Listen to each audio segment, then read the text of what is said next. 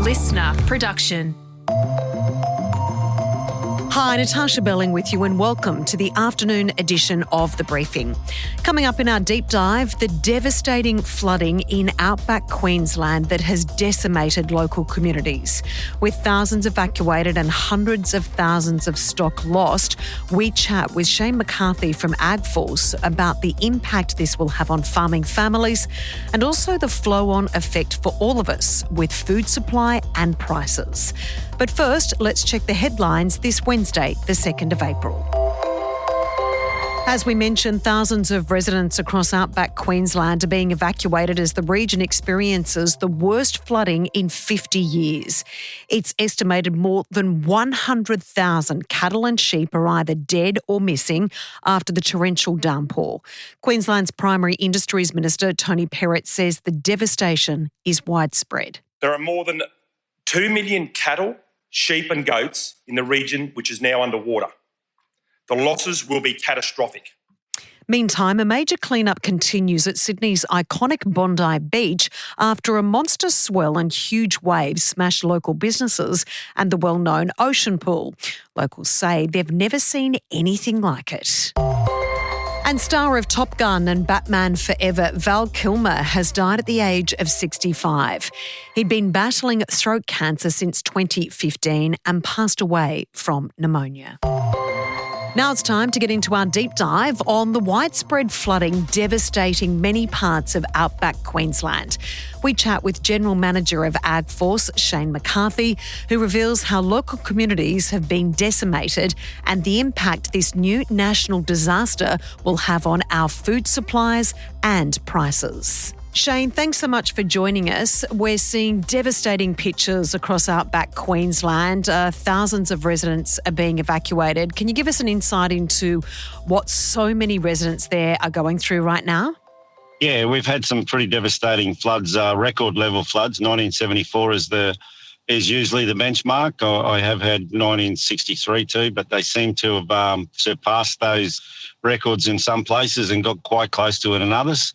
It was a system that dropped a lot of rain in a short period of time over quite a large area, and it's pretty flat out in that country. And while there's some higher ground, it's not too much higher, and unfortunately a lot of that ground was inundated, and cattle and sheep and goats had to stand in rain, in water for a long period of time, and then all sorts of things start happening with the wind gets up and the wind chill factor, and yeah. It's been pretty catastrophic, actually. Shane, we know farmers do it incredibly tough right now. They are the heart and soul of so many local communities. If the farmers are doing it tough, local businesses suffer as well. Can you give us an insight into what those producers are going through right now? Because you just mentioned this deluge hit very, very quickly, so there wasn't really a lot of time for local farmers to prepare, was there? No, not a great deal of time. So that is sort of flooding country anyway, and usually they get a fair bit of warning, and they're able to move stock to higher ground. But even this stage, when they did move them to higher ground, that ground went under as well. So yeah, they are the lifeblood of those communities. They're also, I would say, the lifeblood of all our communities, because without food and without fibre, we get pretty hungry and we get pretty cold. And Shane, great point you make there. Of course, first and foremost, these producers are losing their livelihood. You know, they lose their local businesses when they lose their cattle and stock.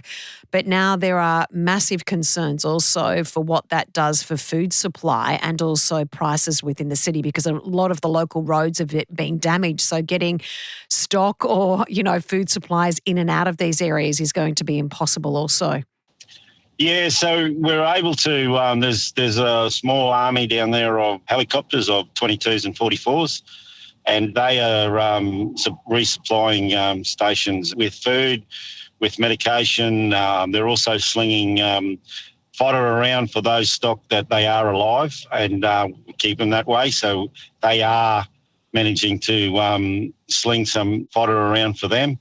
There's bigger choppers that will move fodder and have gas into areas where those smaller choppers can then access it and move it to where it needs to be. And if not, if they're able to move stock to some drier, higher ground, It's just you're hearing anything from 10% stock losses for people up to all the way up to 100% of stock losses. And that's, yes. You know, we work on such small margins, any sort of stock losses we feel. But so, yeah, some of those heavy stock losses, you're losing genetic lines and all sorts of things. Absolutely, Shane. I really appreciate your time for the local producers right there. I understand the Weather Bureau is saying that it could clear up weather-wise with sunny days ahead. Are you hearing that at the moment the worst seems to be over? We got a couple of clear days when they were up to get up and around. Unfortunately, the last couple of days it started to rain again, but that should clear hopefully tomorrow. It just depends on how much rainfall they get in the top of the catchment, and that'll come down the catchment. So, yeah, that could have an impact as well, but it'll take a long time to dry out. And, you know, some of the numbers that we're hearing coming through, I think the latest total that we're getting up to is in excess of 150,000 head of stock. So, yeah, that's getting towards catastrophic. Yeah, and Shane, in regards to there's growing calls for better weather radars in Queensland. I know that's front and centre for a lot of the local producers. Is that something you'd like to see? That would be fantastic. The more information that we have, or the more information that BOM can get, the better they can make judgments. And then the earlier we get the information, and then the earlier that we can make decisions. So, yeah, look, sometimes we live in third world conditions out in regards to connectivity and weather reports and all that. So anything going towards that would make life a little bit easier. Shane, we are a huge supporter of primary producers and farmers. You guys do extraordinary work, and you rightfully said without you guys we don't have any food or produce in the future. We appreciate you joining us, and our thoughts are with all the affected residents right across these flood regions. Thank you, Natasha. Anytime. So what was behind this record-breaking deluge in Queensland, and what's the outlook weather-wise? Joining us is Miriam Bradbury from the Weather Bureau. Miriam, thanks so much for joining us. We've seen those devastating floods across many parts of outback Queensland. Is there any more wet weather on the way? Well, we are still seeing the rain impacting some parts of the state, but thankfully it's more the northern, central and southeastern parts of the state at the moment. Now, that's not to say we're not seeing the heavy rainfall in those areas associated with thunderstorms developing, but we have seen the rain clearing from those western and southwestern parts of the state where those most extreme flooding conditions are still ongoing. So the rain for today going into tomorrow is mainly going to affect areas further north and to the east, but we are gradually going to see things shifting northwards through the rest of this week. At the same time, though, that flooding is likely to continue inland, even under blue skies.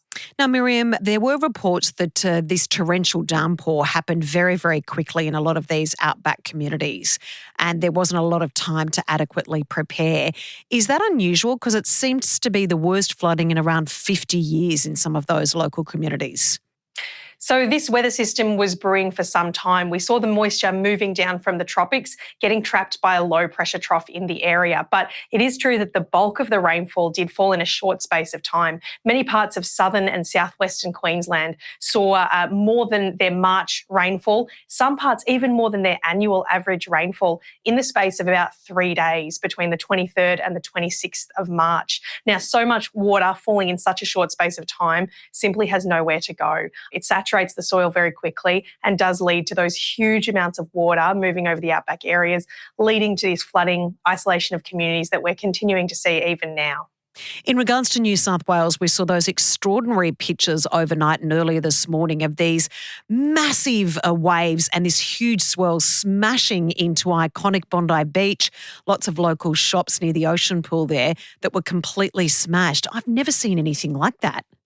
Yeah, really incredible footage coming in from the East Coast. The culprit behind those strong waves was actually sitting way, way off course. Largely, it was driven by this low pressure system, which was sitting out over the Tasman Sea, over 900 k's away from the East Coast. But the low pressure system was such a deep, powerful system that it was pushing this really, really strong swell up the east coast of New South Wales, producing this damaging surf across most of our south-facing beaches, pushing all the way up towards the Queensland border as well. So this did produce really, really large waves, over 9 metres off Sydney. Other parts of the coast saw 10, 11, 12 metre waves in the last 24 hours. And when it combined with the high tide yesterday, we did also see coastal inundation of some areas and some coastal erosion as well, really just showing how powerful that system sitting so far offshore really was having on the coast. And Miriam, in regards to there were concerns about high tide again along many parts of our east coast and especially Bondi, what's the latest situation or advice with that weather system? So the good news is the waves are gradually easing back through the later part of Wednesday. We do still have a hazardous surf warning in place for much of the New South Wales coast, and the warning is really just flagging that risk of large seas and swell continuing across the New South Wales coast through the rest of today, but it's on the decreasing trend. That low pressure system is slowly loosening its grip on our local waters, and we're seeing those wave heights coming right down. So we are still expecting a high tide tonight. It's not expected to be as high as last night. And combined with those waves, which aren't expected to be as large as yesterday, we're likely to see much lower impacts through the next 24 hours or so. Unlikely to see that sort of inundation that we had overnight last night. Miriam, thanks so much for joining us. Thank you. That was senior meteorologist Miriam Bradbury speaking there. And that's it for this episode of the afternoon edition of The Briefing. We'd love you to subscribe or follow us so you don't miss our episodes or our deep dive of the day. You can also follow us on our socials on Instagram at The Briefing Podcast or on TikTok and YouTube. You just need to search Listener Newsroom, that's spelled LISTNR. And we'll be back in your feed tomorrow morning at 6 a.m. I'm Natarsha Belling. Thanks for your company. See you tomorrow.